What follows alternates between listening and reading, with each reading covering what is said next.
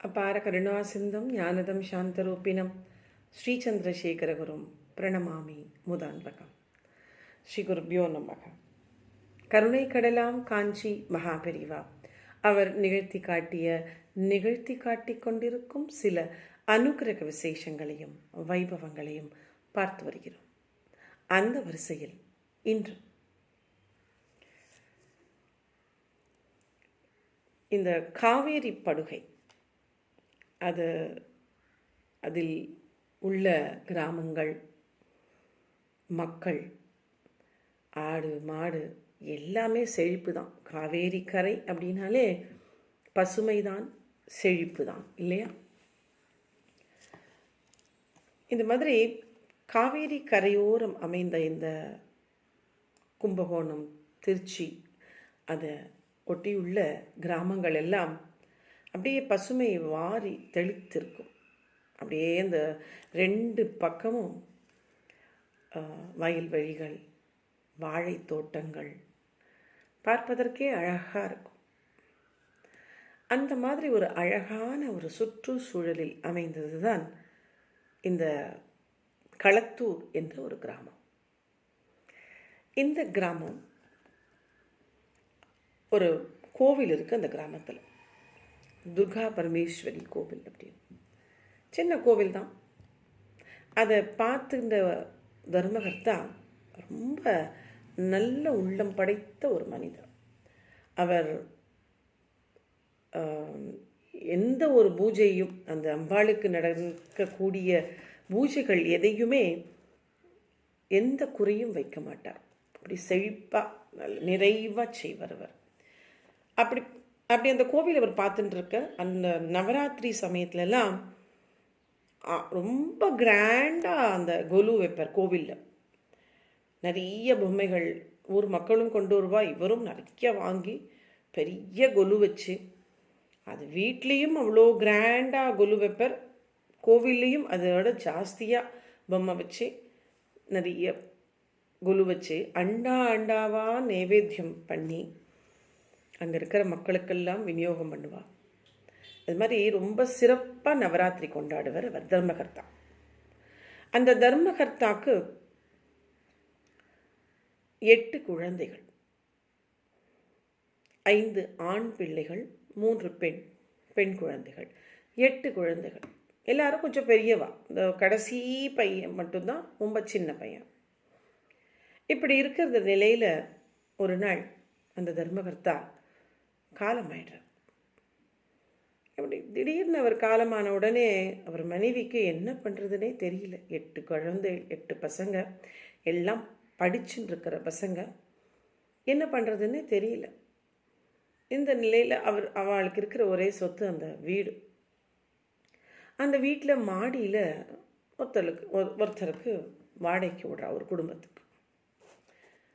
அந்த வாடகையை வச்சு அவள் வாழ்ந்துட்டுருக்கா. இந்த பசங்கள்லாம் படிக்கிறது, பெண்கள்லாம் கல்யாணத்துக்கு இருக்கா. பசங்களையெல்லாம் கொஞ்சம் கொஞ்சமாக காலேஜ் எல்லாம் படிக்க வைக்கிறா. அவன் அம்மா கஷ்டப்பட்டு இந்த வாடகையை வச்சு கடனுடன் வாங்கி பசங்களை படிக்க வைக்கிறா. ஏன்னா எல்லா ஒரு பெற்றோர்களுக்கும் இருக்கிற கனவு தான் அந்த அம்மாக்கும், அந்த தர்மகர்த்தாவோட மனைவிக்கும். இந்த பசங்கள்லாம் 4 பசங்களும் படித்து வந்துட்டா, நம்ம கடனெல்லாம் என்ன கஷ்டப்பட்டு இப்போ கடன் பட்டு நம்ம படிக்க வச்சாலும் கடனெல்லாம் அடைச்சி குழந்தைகள் நம்மளை பிற்காலத்தில் உட்கார வச்சு சாப்பாடு போடுவாங்கிற அந்த ஒரு கனவில் தானே ஒரு பெற்றோர்களும் குழந்தைகளுக்கு வளர்க்கிறார்கள், இல்லையா? இப்போ வேண்டாம், எந்த பெற்றோர்களும் எதிர்பார்க்கறதில்லை. அந்த காலத்தில் அப்படி தான். இப்போ பேரண்ட்ஸ் எல்லாம் இண்டிபெண்ட்டாக இருக்கா. குழந்தையில நம்ம டேக்ஸ் பண்ணக்கூடாதுன்னு அவளே பாவம் ஒதுங்கி இருக்கா பாதி பேரண்ட்ஸு. இப்போ இருக்கிற பேரண்ட்ஸ்லாம் எக்கனாமிக்கலி இண்டிபெண்ட் பேரண்ட்ஸ் இப்போல்லாம். அப்போ அப்படி இல்லையே. எல்லா பெற்றோர்களும் மோஸ்ட்லி எக்கனாமிக்கலி டிபெண்ட்டாக தானே குழந்தைகள்கிட்ட இருந்தா.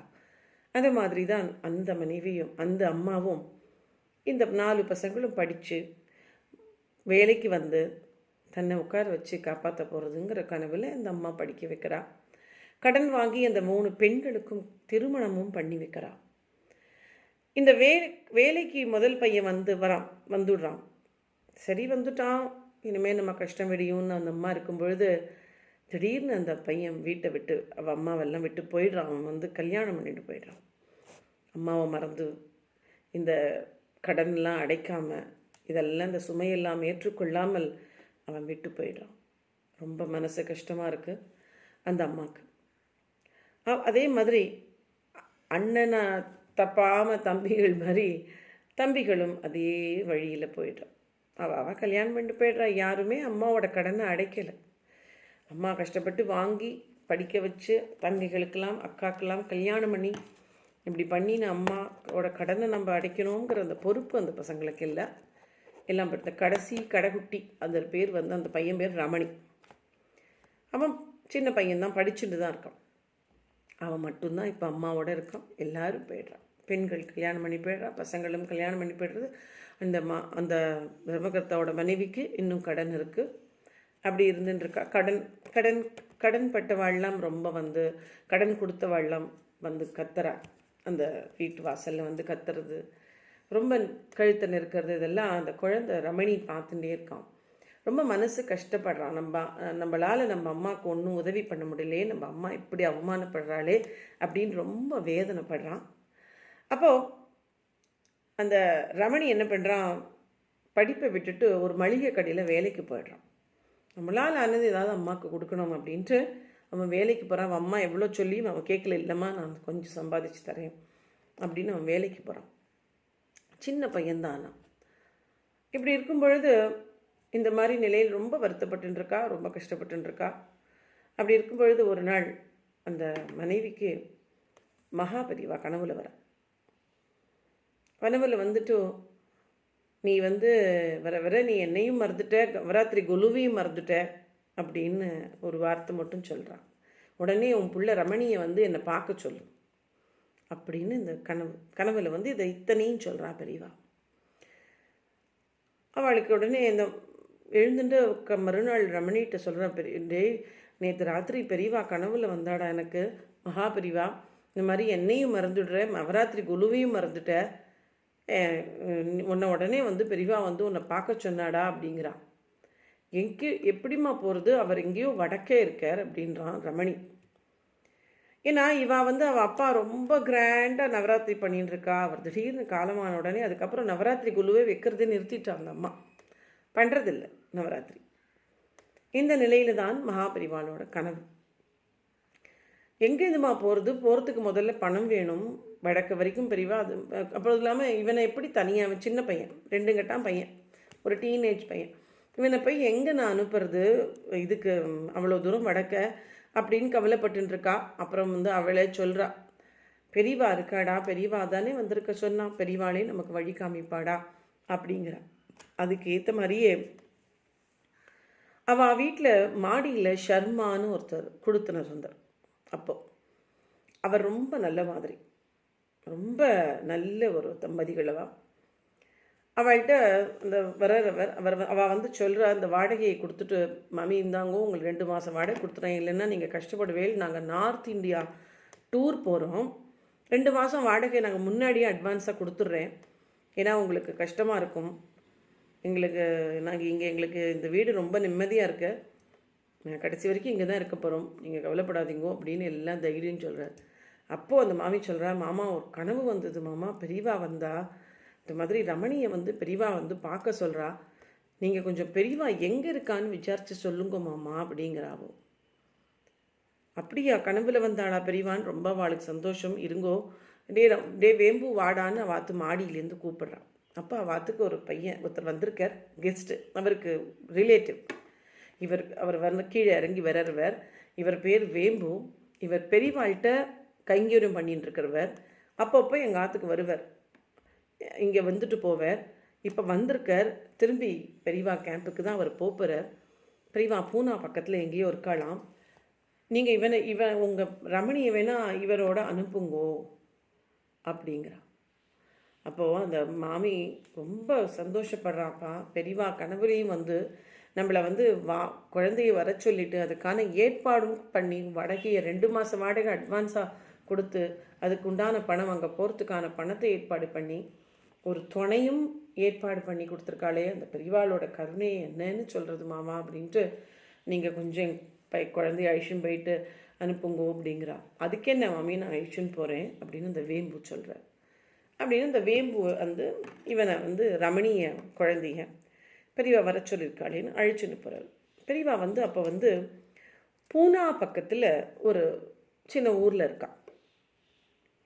அங்கே போய் கேம்புக்கு போய் இறங்கி ரமணியை குளிக்கலான்னு சொல்லிவிட்டு லைன் நிற்கிறது நிறைய பெரியவாள் தரிசனம் பண்ண அந்த லைனில் நிற்க வச்சுட்டு ரமணி நீங்கள் லைனில் நின்றுட்டு ஒன் டேர்ன் வந்தோடனே பெரியவாள்கிட்ட போய் நீ உன்னோட மனசு கஷ்டங்கள்லாம் குறையெல்லாம் சொல்லு, பெரியவா இப்படி கனவில் வந்தேள் இதில் நீ சொல்லு, பெரியவா உன்னோட பேசுவா, எனக்கு கொஞ்சம் உள்ள வேலை இருக்குது, நான் போயிட்டு வந்துடுறேன், நீ இங்கேயே தரிசனம் பண்ணிட்டு அப்புறம் இதே இடத்துலையே இரு, நான் உன்னை அப்புறமா உன்னை வந்து சாப்பாடுறதுக்கு ஐஷன் போகிறேன், அப்புறம் வந்து வண்டி ஏற்றி விட்றேன் அப்படிங்கிறான். சரி மாமா அப்படிங்க. அவன் ரமணி என்ன நினச்சின்னா பெரியவா 2 நாள் இருக்கணும்னு வந்திருக்கான்.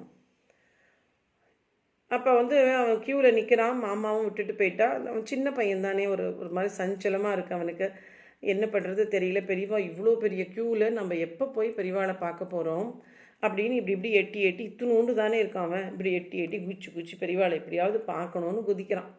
பெரியவா கண்ணில் அவன் பார்த்ததில்லை பெரியவாளை, அதனால் வந்து படத்தில் தான் பார்த்துருக்கான் ஆற்றுல. அப்படி குச்சி பார்க்குறான். அப்போது யாரோ அவன் தோளில் தட்டுறான். தட்டினோடனே ஒருத்தர், நீ தானே ரமணி அப்படின்னா. ஆமாம் ஆமாம், உன்னை பெரியவா வர சொல்கிறாவான்னு அவர் கூட்டின்னு போய்ட்றார். கூட்டின்னு போனோடனே எப்படி இவர் திடீர்னு நம்மளை வந்து இப்படி கூட்டின்னு போகிறாரே, நம்ம இந்த க்யூவில் நிற்கும்போது எப்படி தெரியும், நீ வா, நீ நானும் ரமணியும் வேம்போட வேலை செய்கிறவன் தான், நீ வாடா நீ அப்படின்னு கூட்டின்னு போகிறான். பெரியவா கிட்ட போய் இவனை நிறுத்துகிறான். பெரியவாளை பார்த்தா கண்ணில் அவனுக்கு நேராக கிட்டக்க அவ்வளோ கிட்ட பார்த்த உடனே அவனுக்கு சின்ன குழந்தை தான் இருந்தாலும் எப்படி துருவன் வந்து மகாவிஷ்ணு நேராக வந்த உடனே எப்படி ஸ்தம்பிச்சு போய் நின்று, அது இன்னுமே தோணாது குழந்தைக்கு, ஒன்றும் வேண்டிக்கணும் என்ன வேணும் கேட்கணும்னு கூட தெரியாது. அப்படியே சாஷ்டாங்கமாக ரமணி வந்து மகாபெரிவாள்கிட்ட பெரிவான்னு கத்திந்து அழுதுண்டே நமஸ்காரத்தை பண்ணி எழுந்துக்கிறான் அந்த குழந்தை.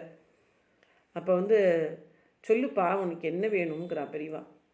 பெரியவா நீங்கள் வந்து எங்கள் அம்மா கனவில் வந்தேலாம், இந்த மாதிரி நவராத்திரி குழு வைக்க சொல்லி அதை சொல்லலை, இந்த மாதிரி கனவில் வந்தேள், என்னை வந்து பார்க்க சொல்லி என்னை சொன்னேள், அதுக்காக தான் நான் வந்தேன் பெரியவா அப்படின்னு சொல்லிட்டு தன்னோட கதை அத்தனையும் சொல்லிடுறான். எங்கள் அப்பா ஒரு தர்மகர்த்தாவாக இருந்தார், நான் வந்து களத்தூர்லேருந்து வரேன், எங்கள் அப்பா வந்து இறந்து போயிட்டார் திடீர்னு, ரொம்ப கஷ்டத்தில் குடும்பத்தில் விட்டுட்டு குழந்தை நாங்கள்லாம் சின்னவாளாக இருக்கோம், எங்கள் அண்ணா இல்லை, எங்கள் அம்மா கஷ்டப்பட்டு படிக்க வச்சா, எல்லாரும் அவாவா கல்யாணம் பண்ணிட்டு போயிட்டா, எங்கள் அக்காவும் கல்யாணம் பண்ணிட்டு போயிட்டா, எல்லாருக்கும் கடன் வாங்கி எங்கள் அம்மா பண்ணி இப்போ கடன்காரா எங்களை நெருக்கிறா, 80,000 கடன் இருக்குது, ஆனால் எல்லாரும் அண்ணாலாம் விட்டுட்டு போயிட்டா பெரியவா அப்படின்னு சொல்லிட்டு பாவம் குழந்தை மாதிரி அழறான் அவன் எல்லாம் மனசில். ஏன்னா அவன் குழந்தை தானே, அவன் அம்மாவை தவிர யார்கிட்டையும் பேசினதில்லை. திடீர்னு அப்பா பெரியவா வந்து உனக்கு என்னப்பா வேணும்னு உடனே எல்லாத்தையும் கொட்டி அழுதுட்டு அவனுக்கு மனசு அப்படியே லேசாக ஆகிடுறது. அப்பா ஆமாம் அப்படியா அப்படின்னு பெரியவா கேட்டுட்டு, நீ உங்கள் அப்பா வந்து கொலு வச்சுருந்தா இல்லையா, இப்போ அம்மா வந்து கொலு வைக்கிறது இல்லையா அப்படின்னு கேட்டா.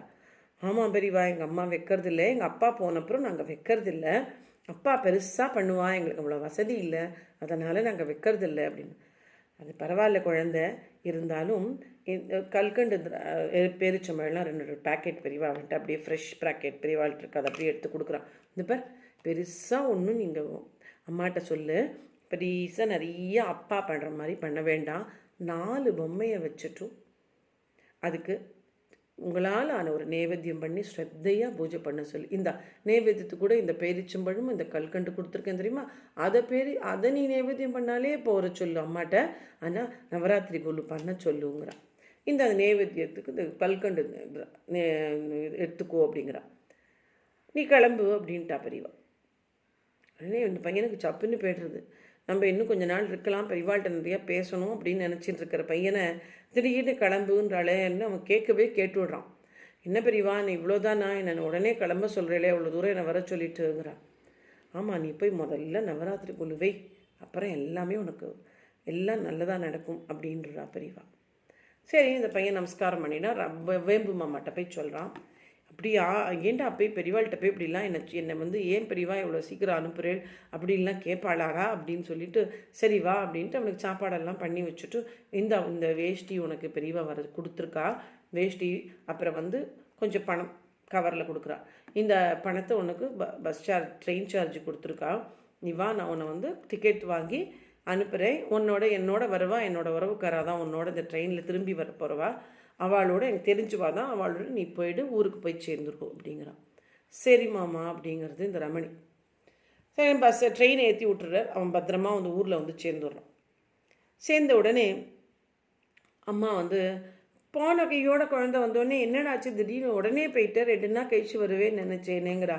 ஆமாம்மா பெரியவா உடனே என்னை வந்து ஆனால் வர சொல்லி சொல்லிட்டாமா, ஆனால் நீ சொன்னது உண்மைதாம்மா, பெரியவா கனவுல வந்து உண்மைதாம்மா, அங்கே போனவுடனே நான் சொல்லாமலே சொன்னா பெரியவா, குலு வைக்கிறது இல்லையோன்னு நீங்கள் குலு வைக்கணும்னு சொன்னா அம்மான்றா. அப்படியான்றா. அப்போ சரி நான் நம்ம குலு வச்சுடலாம், நம்ம பெரியவா சொன்னால் கட்டாயம் வச்சுடணும் அப்படின்னு சொல்லிட்டு கொலு வச்சுடலான்ற. வேறு என்னடா சொன்னான்ற, நம்ம கஷ்டங்கள்லாம் விடியும்னு சொன்னாலான்றா. நீ கொலு வைகி எல்லாமே உனக்கு நல்லதாக நடக்கும்னு சொன்னாம்மா, ஸ்ரத்தையாக பூஜை பண்ண சொன்னால் நைவேத்தியத்தை இந்த கல்கண்டியும் இந்த பேரிச்சம்பழத்தையும் நைவேத்தியம் பண்ண சொல்லி சொன்னாமா அப்படின்னு அந்த பையன் சொல்கிறான். அப்படியாப்பா ரொம்ப சந்தோஷம்னு சொல்லிட்டு அவள் அம்மாவுக்கு ஹெல்ப் பண்ணுறான். உடனே அந்த மாமி வந்து நவராத்திரிக்கான உண்டான எல்லா ஏற்பாடுகளும் பண்ணுறான். அழகாக தோரணங்கள்லாம் கட்டி வாசலில் கோலம் போட்டு அடுத்த நாள் நவராத்திரி முதல் நாள் எல்லாம் பண்ணணும், இல்லைன்னா பண்ண மாட்டாவா, யூஸ்வலாக வைக்கிறதில்ல, இந்த வருஷம் வைக்கலாம் பெரியவா சொல்லிட்டாளேன்ட்டு பரனில் போய் அந்த பையன் போய் குலுவெலாம் எடுத்து எடுத்து பொம்மையெல்லாம் எடுத்து தரான். அவள் அழகாக வைக்கிறான்.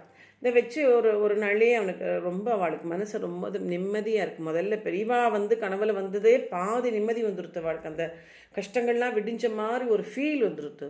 அடுத்தது இந்த குலு வச்ச உடனே மனசில் ஒரு நிறைவு, இந்த நாளாக ஒரு பயம் அதெல்லாம் போய் அப்படியே நிறைவாக ஆயிடுறது இந்த மாமிக்கு. ரொம்ப நன்னா இருக்குது குலு வச்சது, எவ்வளோ நன்னா மனசுக்கு நிம்மதியாக இருக்குடா அப்படின்றா. அப்புறம் இந்த பையனுக்கு மட்டும் எதோ நான் மாடி மேலே பரனில் வேறு இன்னொரு பொட்டி பார்த்தேம்மா, தகர பொட்டி, அதுலேயும் பொம்மை இருக்குமோ இன்னும் இருன்று ஏறுறான் அவன். இது ஏண்டா வச்சாச்சே கோலுங்கிற. இல்லைம்மா இன்னும் மிச்சு கோலு இருந்து அதுவும் வைக்கலாம் அழகாக இருக்கும் அப்படின்னு அந்த குழந்தை ஏறுறான். ரமணி ஏறி பார்க்குறான். பார்த்தால் அங்கே ஒரு அவன் முன்னாடி முதல் நாளே பார்த்துட்டு விட்டுட்டு வந்துட்டான். அது அவன் ஞாபகம் உறுத்திகிட்டே இருந்திருக்கு. அதை திறந்து பார்த்தா ஒரு பட்டு துணியில் ஏதோ சுற்றி இருக்கு. என்னம்மா இது ஏதோ பட்டு துணியில் சுற்றி இருக்கேன்னு பரன்லேன்னு கேட்குறேன். திறந்து பாருடா என்னன்னுங்கிறா. திறந்து பார்த்தா ஏதோ ஓலைச்சுவடி மான்றான். ஓ அப்படியா, அது பத்திரமா எடுத்துன்னு வாடா இறங்குடாங்கிறா. அப்பா வந்து பட்டு துணியில் சுற்றி இருந்தால் ஏதோ முக்கியமான ஓலைச்சுவடிடாண்டா, அது என்னன்னு தெரியலையேங்கிறா. அவளுக்கு படிக்க தெரியல, அது என்னன்னு தெரியலையேடா அது அப்படிங்கிறா. அம்மா நான் ஒன்று பண்ணுறேன், எனக்கு இப்போ தெரியும், நான் போய் பெரியவாளில் போய் திருப்பியும் போய் இதை போய் கேட்டு வரேங்கிறா. சரிப்பா நீ போயிட்டு வாங்குறா. அவன் திருப்பியும் கிளம்பி பெரியவா இருக்கிற ஊருக்கு வரான். பெரியவாள்கிட்ட வந்து தகரப்பட்டி எடுத்துன்னு வரான். அப்போது பெரியவா வந்து தனியாக ஒரு இடத்துல உட்காண்டிருக்கா. ஒரு 2 பேர் 3 பேர் தான் நிற்கிறா. அதில் ஒரு 60 வயது மதிக்கத்தக்க ஒரு ஒருத்தர், ஒரு பண்டிதர் மாதிரி இருக்கார். அவர் வந்து பெரியவாள்கிட்ட பேசின்னு இருக்கார்.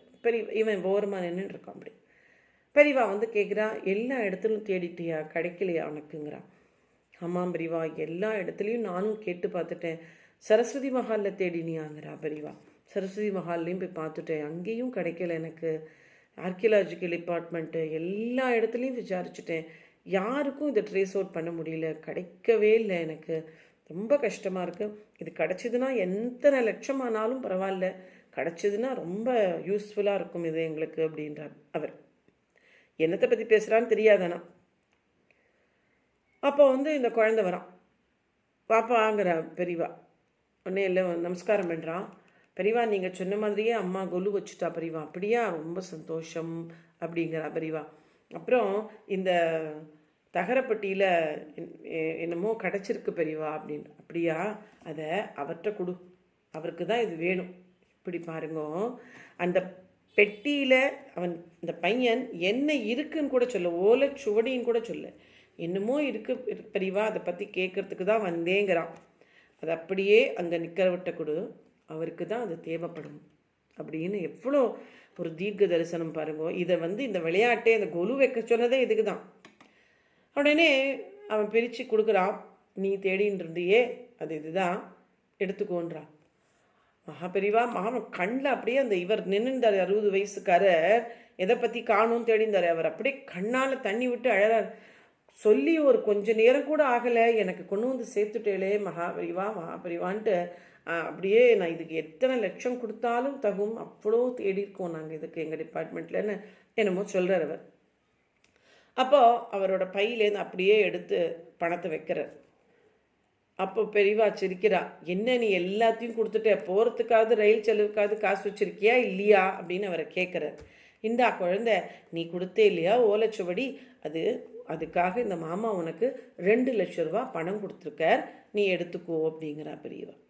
அப்போது அவர் கேட்குறார், அந்த அந்த 60 வயது இருந்தாரோன்னு அவர் கேட்குறார், எப்படி பெரியவா நான் 2 லட்ச ரூபா வச்சேன்னு உங்களுக்கு தெரியுங்கிறா. உடனே இவன் ரமணி இல்லை, அவனும் ஒரு இன்னசென்ட்டாக கேட்குறான். ஆமாம் பெரியவா உங்களுக்கு எப்படி தெரியும் அப்படின்றான். இல்லை பெரியவா சிரிச்சுக்கிறான். சிரிப்பு மட்டும்தான் பதில், ஒன்றும் பதில் இல்லை அதில். அந்த பையனுக்கு நீ உடனே கிளம்பு ஊருக்கு, வேம்பு மாமாவும் ஊருக்கு வரா, மாமாவோட போய் செய்ய வேண்டிய கடன் எல்லாம் அந்த 80,000 கடன் இருக்குன்னு சொன்னே இல்லையா, அதை அடைச்சிட்டு மிச்சத்தை நீ வச்சுட்டு நிம்மதியாக இரு, அப்படியும் கஷ்டங்கள்லாம் இனிமேல் உனக்கு போயிடும்.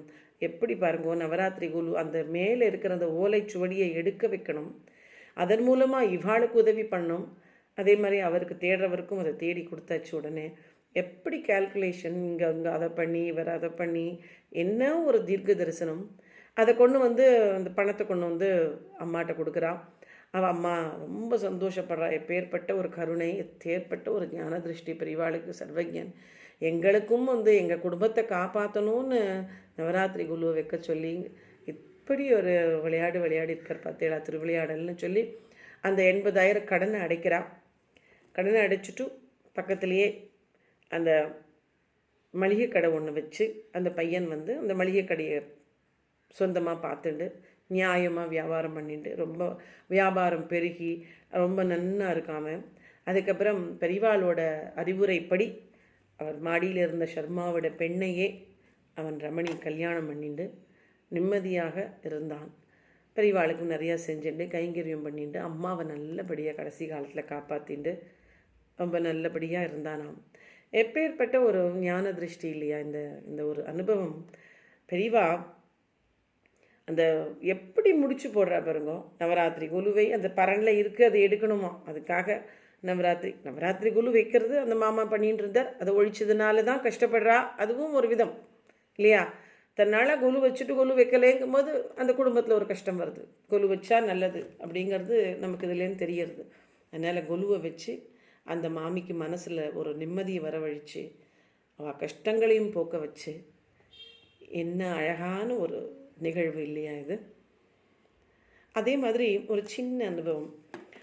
ஒரு ஒரு ஒரு பெரியவா ஒரு தீபாவளி சமயம், அது காஞ்சி மடத்தில் பெரியவா தரிசனம் கொடுத்துட்டுருக்கா. அப்போ ஒரு குழந்தை நிற்கிறது பெரியவாளை பார்க்குறதுக்கு. அழகாக இருக்குது, பட்டுப்பாவடை சட்டை போட்டுண்டு அழகாக இருக்குது பார்க்குறதுக்கே. எல்லாரும் அந்த குழந்தையே வச்ச கண் வாங்காமல் பார்க்குறா. ஏன்னா அது அவ்வளோ அழகாக இருக்குது. பட்டுப்பாவடை சட்டை போட்டுண்டு, சில குழந்தைகள் இருக்கும் தெரியுமா, பட்டுப்பாவடை சட்டை போட்டுண்டு உட்டியானம் போட்டுண்டு நெத்தி சுட்டி போட்டுண்டு காலில் கொலுசு போட்டு கை நிறைய வளையல் போட்டுண்டு, அதை பார்க்குறதுக்கே அந்த குழந்தை பாலா திருப்ர சுந்தரி மாதிரி ரொம்ப அழகாக இருந்தது அந்த குழந்தை. அது எல்லாரையும் அட்ராக்ட் பண்ணுறது, பெரியவாளையும் அட்ராக்ட் பண்ணுறது. அது இங்கே வான்னு கூப்பிடுறா பெரியவா, அது கிட்ட போகிறது, அது கையில் ஒரு 3 டப்பா வச்சுட்டுருக்கு. சரி நீ தனியாவா இல்லை எங்கள் அப்பாவோட வந்தேன் அப்படிங்கிறது. சரி நீ என்ன சாப்பிட்டே காத்தாலே அப்படிங்கிற. நான் பஜ்ஜி சாப்பிட்டேன் அப்படிங்கிறது. சரி நீ இந்த டப்பாவில் என்னதுன்னு. இந்த டப்பா உம்மாச்சி தாத்தாக்கு. என்ன இருக்குது அதில் என்ன, உம்மாச்சி தாத்தாக்கு பிடிச்ச கோதுமை அல்வாயும் பால் கோவாவும் இருக்குது அப்படின்னு 2 டப்பாயை கொண்டு பெரியவாட்ட கொடுத்துருது. அப்புறம் சரி அந்த 3வது டப்பாயே நீ பெரியவாள்கிட்ட கொடுக்கல நீ உம்மாச்சி தாத்தாக்கு அப்படின்னு. அது உம்மாச்சி தாத்தா சாப்பிட்ட உடனே ஜீரணத்துக்காக தீபாவளி மருந்து உம்மாச்சி தாத்தா சாப்பிட்ட அப்புறம் தான் நான் கொடுப்பேன் அப்படிங்கிறது. அப்புறம் ஏதோ தோணித்தோ தெரியல, அந்த மருந்தையும் கொடுத்துட்றது பெரியவாள்கிட்ட. கொடுத்துட்டு பெரியவாளுக்கு ஒரு நமஸ்காரத்தை பண்ணிட்டு குடுன்னு ஓடி போய்டுறது. அப்புறம் அந்த குழந்தையை அந்த மடத்தில் எல்லாரும் தேடினாலாம். அது கொஞ்சறதுக்காக அப்படி இப்படி தேடுவா இல்லையா, இது எங்கே போச்சு அந்த குழந்தை நன்னா இருந்ததுன்ட்டு அப்படி தேடி யாருக்குமே அந்த குழந்தை கிடைக்கலையா. யாரோட வந்தான்னு தெரியல, அவள் அம்மா அப்பா யார் வந்தா ஒன்றும் தெரியல. அப்புறமா எல்லாரும் பேசிண்டாலாம், பாலா திரிபுர சுந்தரியே பெரியவாளுக்கு தீபாவளி பட்சணம் கொடுக்க வந்திருக்காளோ என்னமோ அப்படின்னு பேசிண்டாலாம். அப்பேற்பட்ட ஒரு அனுபவம் அது. ஹரஹர சங்கரா, ஜெய் ஜெய் சங்கரா. ஹரஹர சங்கரா, ஜெய் ஜெய் சங்கரா.